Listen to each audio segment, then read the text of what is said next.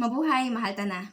Together with my co-author, Jan Leonard M. Dilay, and Dr. Shidal Pial Salazar, I, Saira Misil Montero, representing the Mindoro State University Bongabong campus, is grateful to present and share the result of our research entitled The War on Terror, Assessing Awareness and Acceptance on the Anti-Terrorism Act, or the ATA of 2020. Terrorism is a persistent global threat, a poisonous ideology that is causing immense suffering. Since 2007 to 2022, it has claimed an estimated 349,500 lives worldwide. The 9/11 attacks or the Twin Tower attacks, with over 3,300 casualties, it stands as a horrific example. In this regard, the Philippines also faces a particular significant threat from terrorism. The orange to red color in the figure signify the medium to high concentration of the terrorist cases in the country. Between 1970 to 2020, the country experienced over 8,200 terrorist incidents. The battle, or the 27th Battle of Marawi, a 5-month siege involving ISIS-linked militants, exemplifies the intensity of this violence. In this regard, the Municipality of Bongabong local officials are alarmed over local surge in terrorism. 14 attacks occurred between 2010 to 2023, with a notable increase in recent years, as we can see in the flash screen. This attack took place in 10 different sitio across 7 different barangays, on where the majority of the area are highland and composed of diverse ethnic groups. This research aims to assess the public awareness and acceptance of the Anti-Terrorism Act or the ATA of 2020 within this terrorism-affected community. So what is ATA? So the Anti-Terrorism Act or the ATA is a key piece of legislation designed to strengthen the Philippine counterterrorism efforts. While existing research explores alternative counterterrorism policies, less attention has been paid to public understanding and acceptance of anti-terrorism laws like the ATA. This study aims to explore possibilities for legal education as potential intervention in countering terrorism. This research employed a descriptive-correlational approach to explore the connection between the respondents' awareness and acceptance on the ATA and their demographic profile. The study also sought to determine if any significant relationship existed between these factors.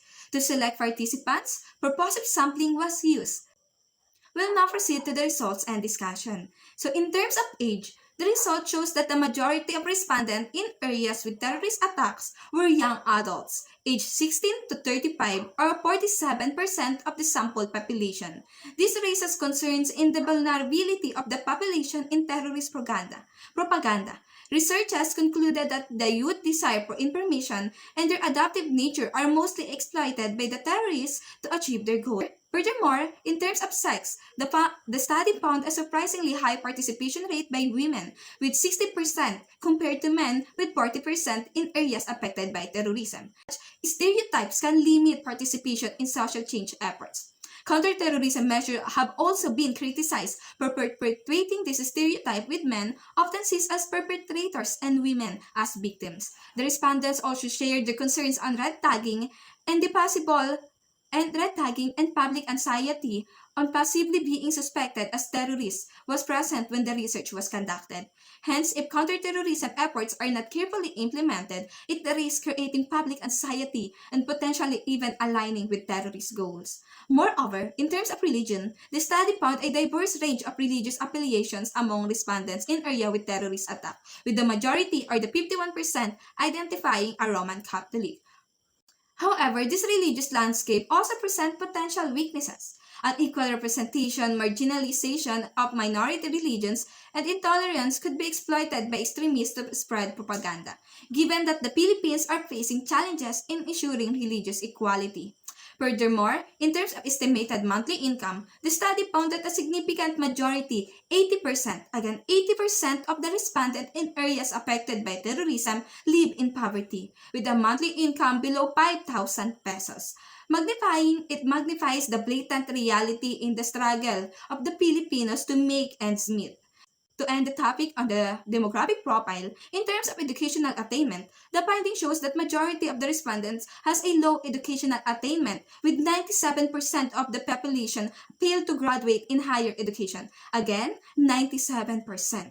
While most Filipinos complete primary school, enrollment drops significantly at secondary and tertiary levels, especially for those from underprivileged backgrounds. This creates an uneven and concerning picture of educational attainment in the area with cases of terrorist attacks. Now proceed to the summary of the respondents' level of awareness and acceptance on the ATA. So the result indicates that the respondents were generally unaware on the definition of terrorist, penal provision, and salient provision stipulated on the ATA. While conducting the survey, it is notable to mention that most of the respondents are still confused on the differences of activism and terrorism, and some have a hard time to grasp the concept and mistakenly conflating the two. Low awareness among respondents presents a challenge in identifying potential threats and participating in preventive measures. Improving public awareness is one of the crucial aspects of counter-terrorism efforts. Furthermore, while the respondents generally accepted the definition of terrorist, it fails to align to the human rights concern to the ambiguous and overbroad definition of what qualifies as terrorism and the possible misinterpretation and governmental overreach. Moreover, this finding suggests that while respondents accept the penal provision, they still express less agreement with most severe penalties for those directly involved in planning and committing terrorism.